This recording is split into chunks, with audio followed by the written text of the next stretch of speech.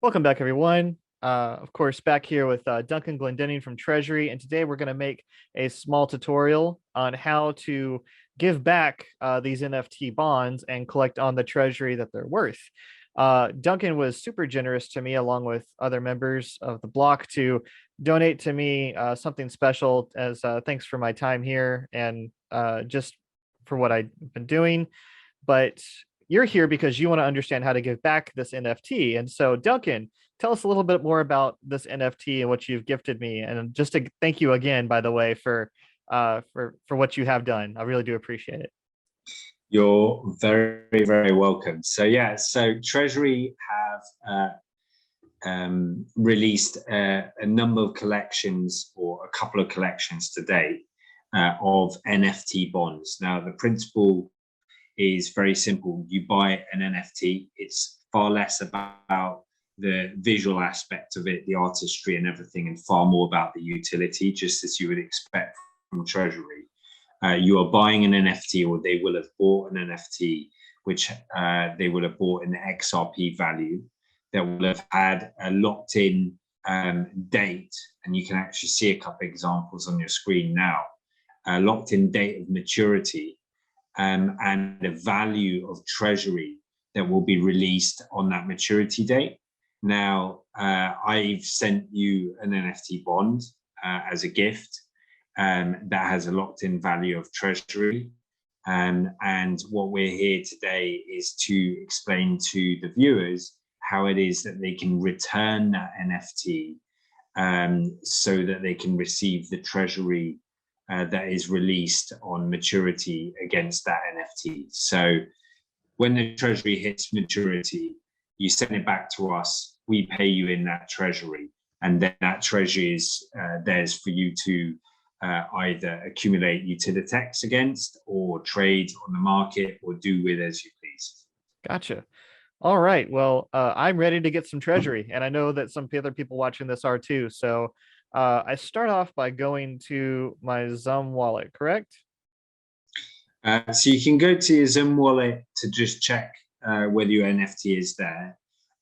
What we've identified, however, is it's a little bit complicated to figure out for those who hold multiple NFTs, because the Zum wallet doesn't actually show you the visual of the NFTs within your assets. You have got access to an X app called PeerCap, which shows the NFTs. But again, there isn't a direct correlation from the visual of the NFT that they show you to the actual token name, the NFT followed by a number that tells you that that is the NFT you need to return. So the best means that we've found at the moment under XLS 14D is that you actually head over to Sologenic Marketplace. And that's actually where we minted the NFTs and where they went on sale from in the first place. So I need to access the DEX? Yeah, exactly. Okay, so I'm going to access DEX. So if you go over to Sologenic, click on Access DEX, it will most likely, if you haven't got your wallet connected already, it will ask you to connect your wallet. Okay, I think I might already be connected. Okay, in which case you should be able to click on the 3 bars, I think it is, that shows you your profile.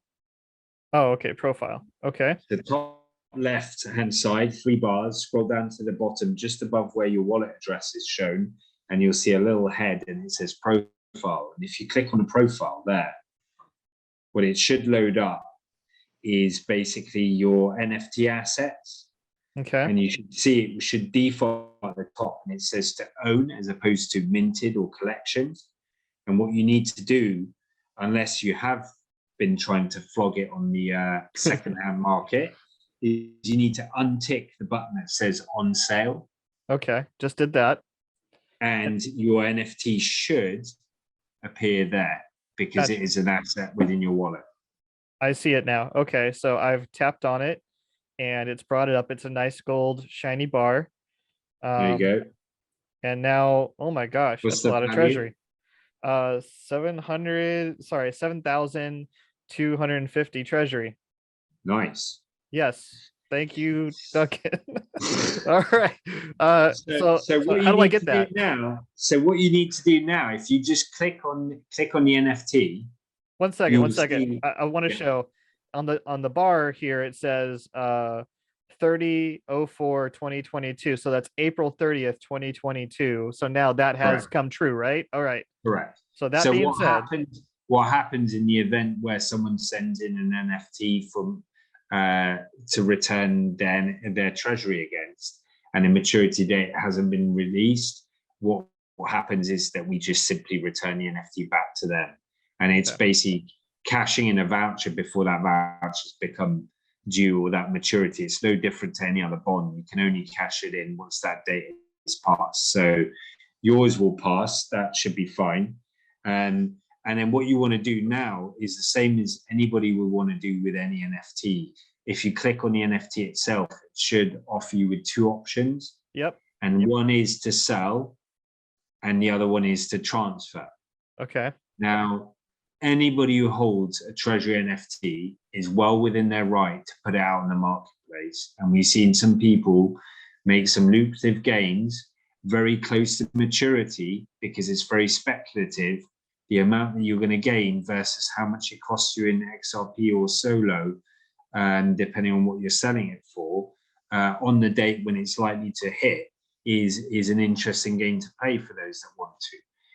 But in your instance, the maturity date has passed. You just want to cash in on the treasury amount. I very much do. There you go. So you just hit on the transfer button, and it Okay. will ask you for an address that you need to send it to. All right. You've pre-given me that address, and I will put that address in the description of the video for anyone who's interested. That's great. And we'll update on the website as well, so that will make it easier. And our website will, by the time this video is out, will actually feature your tutorial, so that helps people through the steps. So you just plug in the address there, and that is the address that we're using as a receiver address for any NFTs that are incoming. So, okay. So real quick, what people need to know is that in order to send any asset, the receiver needs to have a trust line set to that asset that they're set to receive. Now, because we issued these NFTs, the trust lines are already set, so they should never really encounter any issues with regards to sending it back to us because we issued it in the first place. Yep. So real quick, I hit the send button. I put the address in and I hit send or whatever the prompt was. That's it. And then what I have to do on my phone, you don't have to do this on yours. You might just go back to Zum and it'll be there under transactions. I usually have to hit the button that says I did not receive a notification. And then I have to hit below that says click on Zum, go to Zum wallet. Yeah. For it to work for me is what I've learned under my on my phone that I use for tests and doing these videos. So now I'm seeing that I see this is what I'm signing. I'm sending from this test wallet to a no-name account, one NFT, and I see the NFT name there, and I see the memo and so on and so forth. So I'm going to just hit slide to accept. That's right. And put in my code. And then I have sent it to you, I believe. Unless it's going to make me a liar. Nope. Bingo. So the way our process works, unfortunately, is it does require a bit of human interaction, and this is unfortunately the scenario that we're in with XLS 14D, which is that we are quite limited.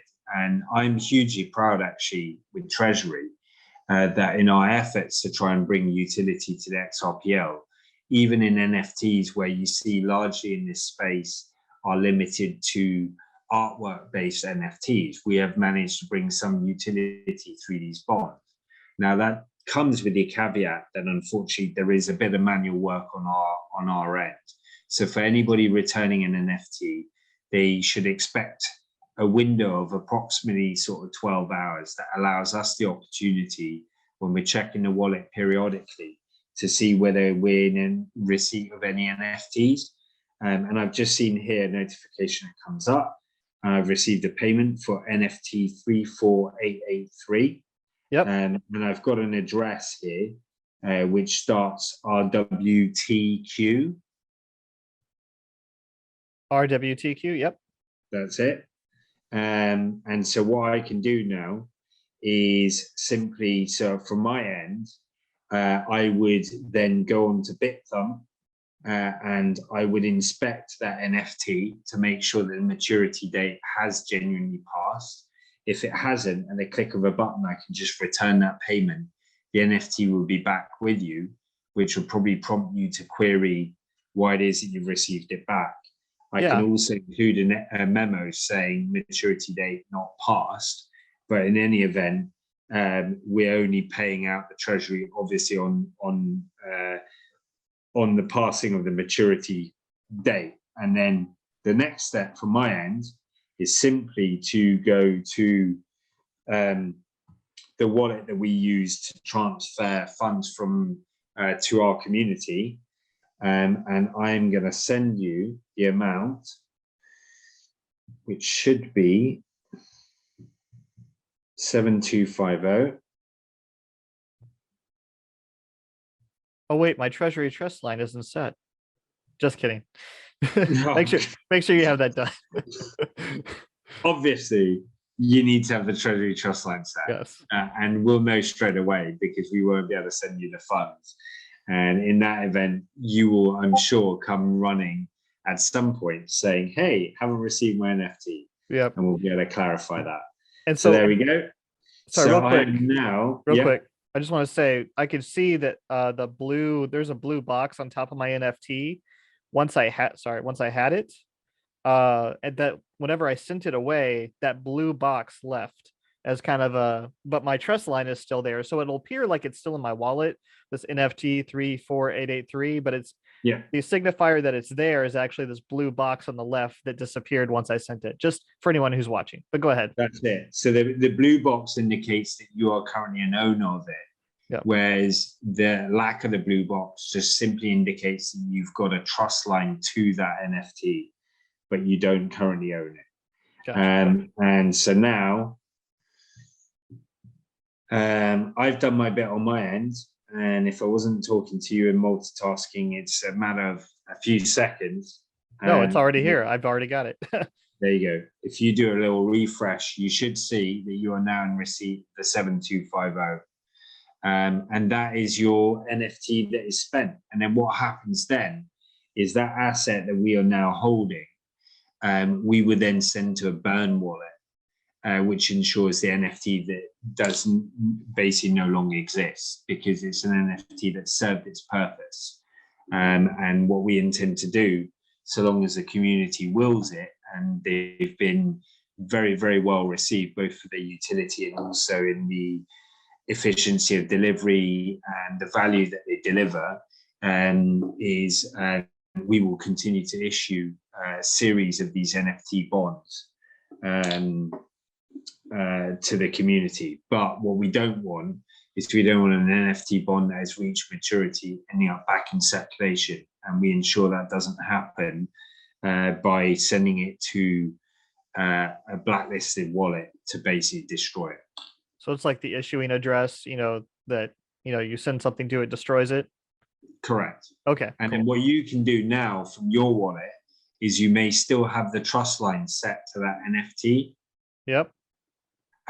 Is you can go ahead and click onto that trust line, and you should be able to remove it, because setting a trust line costs you 2 XRP. Yep. And if you remove the trust line, that will free up the 2 XRP that it costs you to set that trust line. Gotcha. And now we have gotten the Treasury, removed the trust line, got ourselves 2 XRP back, and we are done. Exactly. So I really appreciate you showing us this, Duncan, and I appreciate you giving me your number one NFT and allowing me to essentially destroy it for the Treasury. You cashed that one in. Well, it wasn't going to appreciate it anymore, but well, no, it wasn't. But the Treasury sure will. That's it.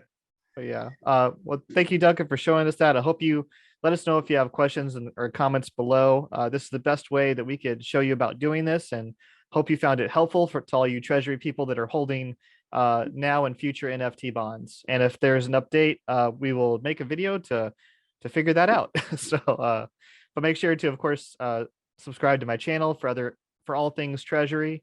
And Duncan, thanks so much again for your time. No worries. All right, like, share, and subscribe, and we'll see you next time. I'm out.